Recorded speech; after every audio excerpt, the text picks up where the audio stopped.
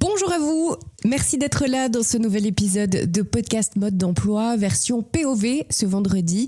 Et aujourd'hui, j'ai envie de vous parler un petit peu de mon business parce que je vous parle beaucoup d'authenticité tout le temps, mais j'aimerais vous partager ma propre authenticité et ma manière de travailler.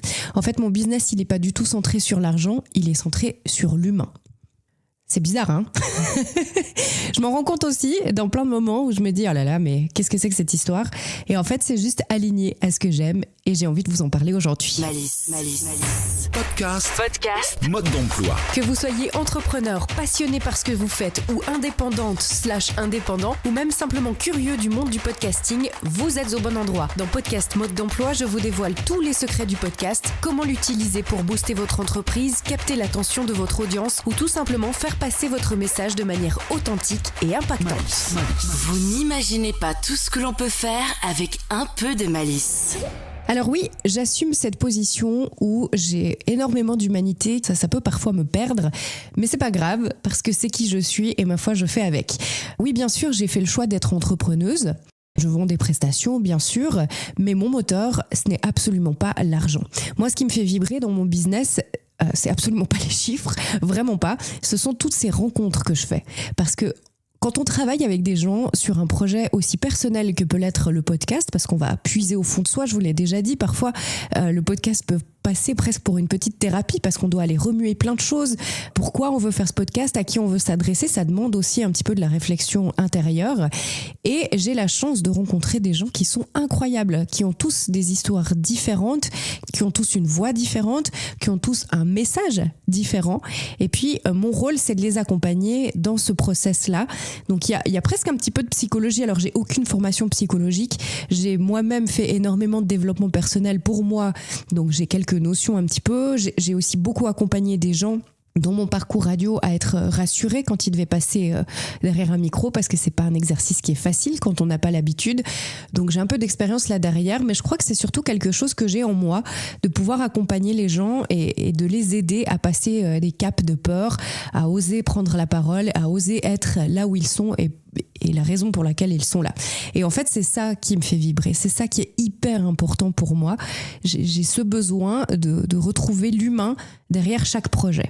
Parce que justement, ce côté authentique, il est méga important, mais dans tout. Et dans mon travail, c'est une énorme partie. Moi, je peux pas travailler sur un projet où je sens pas que ça me parle. Alors, c'est rare parce qu'en fait, les gens qui sont passionnés, ils arrivent à transmettre leur passion quelle qu'elle soit. Après, c'est plutôt une question de valeur. Je pense que si on n'a pas du tout les mêmes valeurs, on va pas se retrouver. Et par la magie de l'univers, je ne sais laquelle, en général, les gens qui s'adressent à moi, ils ont vraiment des valeurs qui sont alignées aux miennes. Et c'est justement ça la force du podcast, c'est déjà de partager ces valeurs au moment où on crée son épisode.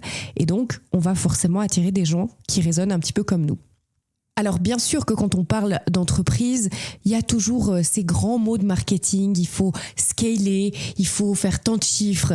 L'idée qu'un business valable doit profondément être agressivement rentable, c'est quelque chose qui est vraiment inscrit dans toutes les discussions marketing que je peux entendre.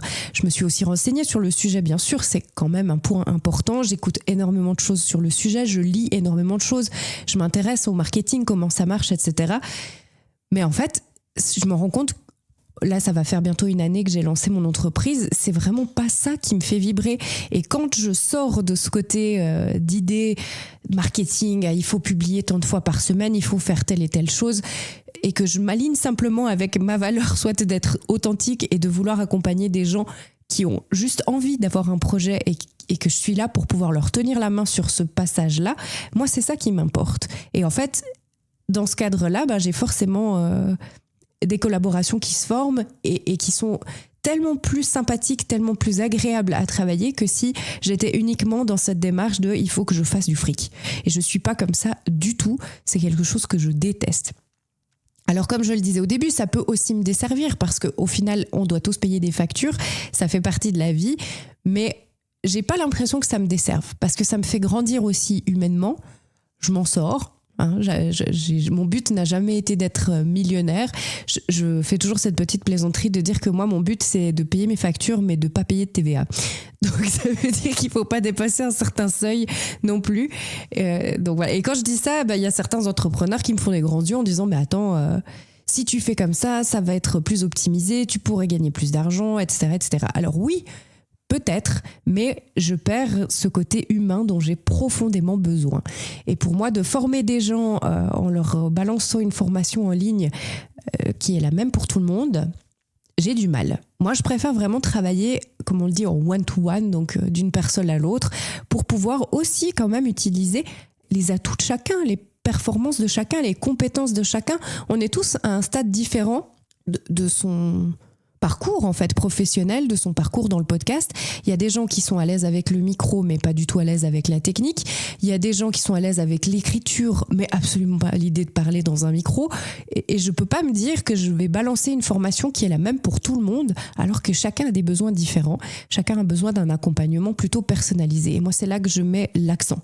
Et en fait, c'est assez marrant parce que finalement, oui, c'est pas ça qui va me rapporter plus d'argent, mais ça me rapporte tellement plus au niveau humain, au niveau de mon énergie, en fait. Mon énergie vitale, elle est reboostée avec toutes ces rencontres et puis tout ce qu'on peut s'apporter mutuellement.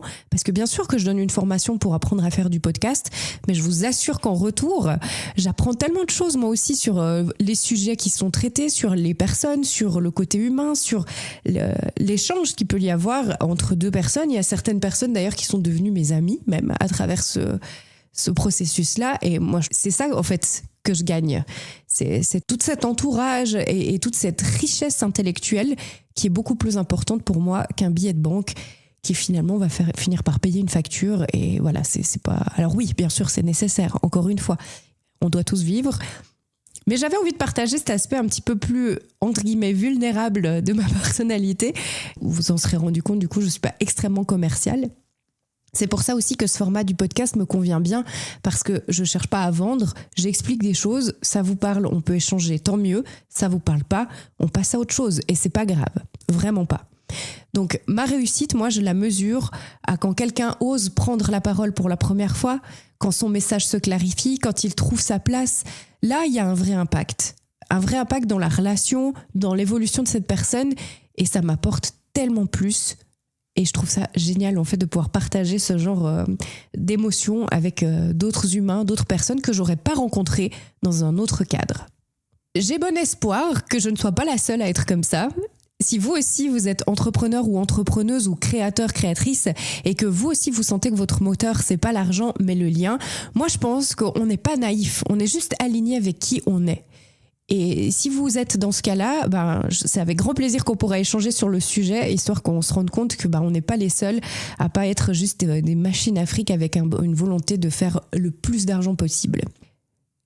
L'authenticité dont je vous parle donc tout le temps, c'est vraiment pas un concept, c'est vraiment ma manière de travailler, celle que j'ai choisie, celle que j'assume. Au niveau humain, je n'ai jamais été déçue et je pense que c'est ça le plus important parce que à la fin, c'est ce qui va rester, tous ces magnifiques échanges humains que j'ai l'occasion de vivre.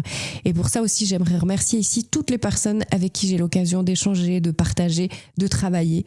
Parce que vous le sachiez, en fait, chaque projet me tient particulièrement à cœur et j'ai envie que chacun puisse trouver sa place et puisse avancer dans cette belle aventure qu'est le podcast. Si cet épisode résonne en vous, n'hésitez pas à le partager. Distiller ce petit moment d'humanité. J'espère en tout cas qu'il aura eu cette réflexion-là en vous. Et puis oui, si vous êtes dans cette même position, n'hésitez pas à me contacter afin qu'on puisse en parler, échanger sur le sujet. Ce sera agréable de se rendre compte que l'humain est vraiment plus important que le business, même si on essaye de nous convaincre du contraire dans cette société. Je vous souhaite de passer un excellent week-end. Je me réjouis de vous retrouver la semaine prochaine. Merci d'être resté jusque-là et à bientôt. Malice. Vous avez aimé cet épisode ? Abonnez-vous à Podcast Mode d'Emploi. Podcast Mode d'Emploi. Et retrouvez-nous chaque semaine pour de nouveaux conseils.